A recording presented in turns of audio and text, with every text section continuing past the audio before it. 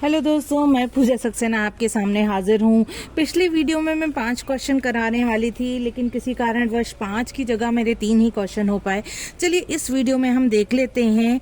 Question number 11, 12, 13 का solution हमने last video में प्रोवाइड कराया था।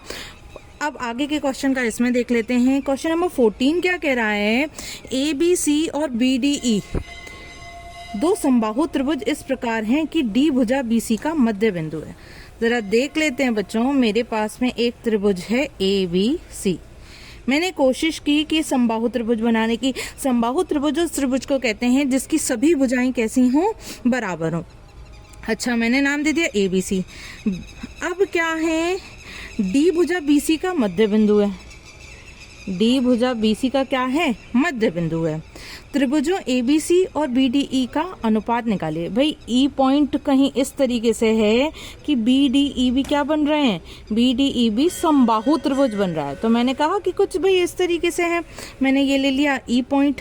और क्वेश्चन में दिया है कि बी डी जो है बी सी का आधा है, तो मैं कहूँगी बी सी का आधा। अब चलिए, क्या कहा है कि त्रिभुज ए बी सी और बी डी ई के क्षेत्रफलों का अनुपात बता दीजिए। मैंने कहा त्रिभुज ए बी सी का क्षेत्रफल बटे या कहूँ अपॉन त्रिभुज बी डी ई का क्षेत्रफल।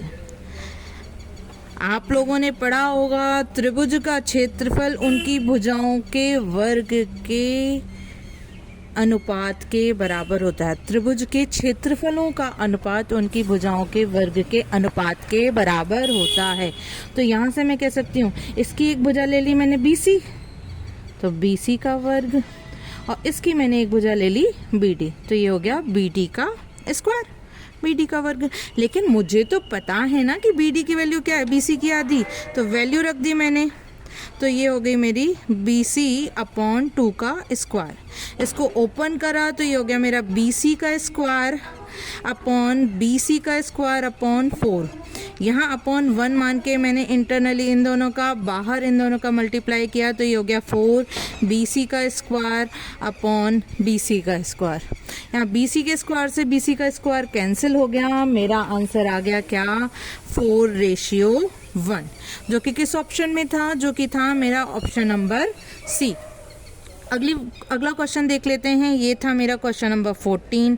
क्वेश्चन नंबर 15 देख लेते हैं। क्वेश्चन नंबर 15 क्या कह रहा है? क्वेश्चन नंबर 15 कह रहा है कि cos A की वैल्यू है हमारी 7/25। तब मुझे tan A की वैल्यू निकालनी है प्लस cot A की वैल्यू निकालनी है। ज़रा देख लेते हैं। कॉस क्या होता है? कॉस होता है बेस अपॉन हाइपोटेनियस, या कहीं आधार बटे कर्ण। तो मैंने कहा भाई ये तो A है, 7 है, और ये हाइपोटेनियस हो गया या कहीं कर्ण हो गया। अब क्या करेंगे? पाइथागोरस थ्योरम अप्लाई कर देंगे। पाइथागोरस कहती है कि हाइपोटेनियस का स्क्वायर यानी कहूँ कर्ण का वर्ग बराबर होता है लंब के वर्ग के प्लस आधार के वर्ग के। तो यहाँ कर्ण क्या हो गया? 25, तो 25 का स्क्वायर इज इक्वल्स टू, मुझे नहीं पता लंब क्या है, तो मैंने इसे यही रहने दिया, आधार का स्क्वायर यानी 7 का स्क्वायर। ये करेंगे 625 आ जाएगा। लंब का वर्ग हमें निकालना ही हो जाएगा 49। 49 इधर आएगा तो हो जाएगा -49। तो 625 माइनस 49 बराबर लंब का स्क्वायर। ये हो गया मेरा 576 बराबर लंब का स्क्वायर। अब दोनों पक्षों का जब वर्गमूल ले लेंगे तो लंब बराबर क्या आ जाएगा? अंडर रूट में 576, और जब 576 का अंडर रूट निकालोगे आप लोग तो आ जाएगा आपका 24। यानी आपकी लंब की वैल्यू क्या आ गई? लंब की वैल्यू आ गई आपकी 24। निकालना क्या है आपको निकालनी है tan A plus cot A की वैल्यू। तो tan A plus cot A। अब देखिए tan A की वैल्यू क्या होती है? tan होता है लंब बटा आधार, तो 24/7। cot A इसका जस्ट रिवर्स होता है, तो मैं कहूँगी 7/24। अब मैंने क्या किया? इन दोनों का लासा ले लिया। इन दोनों का लासा लिया तो आ गया मेरा 168। देखिए 168 केवल एक ही ऑप्शन में है। ऊपर का भी देख लेते हैं हम। 7 का भाग हमने इसमें दिया, 24 बार गया। 24 का गुणा 24 में करेंगे तो आ जाएगा 576। 24 का भाग इसमें दिया 7 बार गया, 7 का गुणा 7 में किया तो आ गया 49, जो कि मेरा आंसर आ गया। इन दोनों को ऐड करके 625 डिवाइडेड बाय 168। ये कौन से ऑप्शन में अवेलेबल है? ये है ऑप्शन नंबर डी में। तो इसका आंसर हो गया मेरा ऑप्शन नंबर डी। चलिए क्वेश्चन नंबर 16 देख लेते हैं। क्वेश्चन नंबर 16 क्या कह रहा है हमारा? यदि दो वृत्तों की त्रिज्याएं क्रमशः 4 सेंटीमीटर तथा 3 सेंटीमीटर हैं तो इन वृत्तों के क्षेत्रफल के योग के बराबर क्षेत्रफल वाले वृत्त की त्रिज्या ज्ञात कर दीजिए। देखिए, सबसे पहले क्या करें, पहले वाले वृत्त की त्रिज्या है 4 सेंटीमीटर, दूसरे वाले की है 3 सेंटीमीटर। तो पहले वाले वृत्त का क्षेत्रफल क्या हो गया? वृत्त का क्षेत्रफल का सूत्र होता है बच्चों पाई आर स्क्वायर। तो मैं कहूँगी दोनों वृत्तों के क्षेत्रफल का योग, दोनों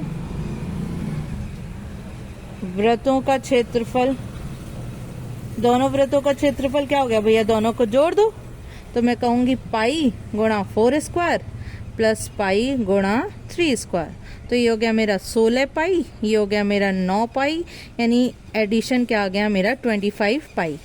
दोनों वृत्तों के क्षेत्रफल का योग जो है इसके बराबर क्षेत्रफल वाले वृत्त की त्रिज्या निकालिए। भैया हमने कहा कि इसके बराबर जो वृत्त का क्षेत्रफल है वो है पाई आर स्क्वायर।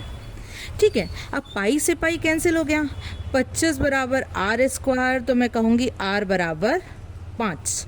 यही हमसे पूछा था। 5 हमारा कौन सा ऑप्शन है? 5 है हमारा ऑप्शन नंबर ए। चलिए स्टार्ट करते हैं। अगला वाला क्वेश्चन नंबर 17 क्या कह रहा है कि भाई द्विघात समीकरण है x square minus 3x minus 10 बराबर 0 के मूल बता दीजिए। तो देखिए question number 17, x square minus 3x minus 10 is equals to 0 के मूल। इसको देखिए भाई, 3x को मैं लिख सकती हूँ 5x माइनस के 2x minus 10 is equals to 0। इसे ओपन कर लिया, x square minus 5x plus 2x minus 10 is equals to 0। यहाँ मैंने कॉमन ले लिया, x कॉमन आ गया तो x माइनस 5, यहाँ मैंने प्लस 2 कॉमन ले लिया तो x minus 5 is equals to 0। इन दोनों में से x माइनस 5 कॉमन है, यहाँ बचा x, वहाँ बचा प्लस का 2। एक बार मैंने x माइनस 5 को 0 के इक्वल रख दिया तो x minus 5 is equals to 0 और we can say x is equals to 5। x plus 2 is equals to 0 रखा तो x की वैल्यू क्या आ गई? माइनस 2 आ गई। अब माइनस 2 और प्लस का 5 कौन से ऑप्शन में अवेलेबल है? माइनस 2 और प्लस का 5 है ऑप्शन नंबर बी में अवेलेबल। तो 17 का आंसर हो गया हमारा बी। चलिए क्वेश्चन नंबर 18 और छोटा सा है, उसे और देख लेते हैं। 18 क्या कह रहा है कि if the length of shadow of a tower on the plain ground is under root 3 times of its height, the angle of elevation of the sun is। देखिए बात कर लेते हैं हम, यदि समतल मैदान पर एक मीनार की छाया की लंबाई उसकी ऊंचाई की अंडर रूट 3 गुनी है। भैया देखिए, इसकी छाया बन रही है ये, ठीक है, और उसकी जो लंबाई है, छाया की लंबाई उसकी ऊंचाई की है 3 गुनी। तो यदि ऊंचाई मैंने h मानी तो ये हो गई मेरी अंडर रूट 3h। अब मुझे क्या करना है? मुझे निकालना है सूर्य का उन्नयन कोण, यानी थीटा की वैल्यू निकालनी है। अब मैं कह सकती हूँ कि tan थीटा बराबर h upon under root 3h। h से h कैंसिल हो गया, tan थीटा की वैल्यू हो गई 1 अपॉन रूट 3। अब tan थीटा में 1 अपॉन रूट 3 तो tan 30 की वैल्यू होती है, तो मैं कहूँगी tan 30 बराबर tan थीटा। तो मैं कह सकती हूँ थीटा बराबर 30 डिग्री। चलिए फिर मिलेंगे अगली वीडियो में बचे हुए 2 क्वेश्चन के साथ। ओके, बाय बाय दोस्तों।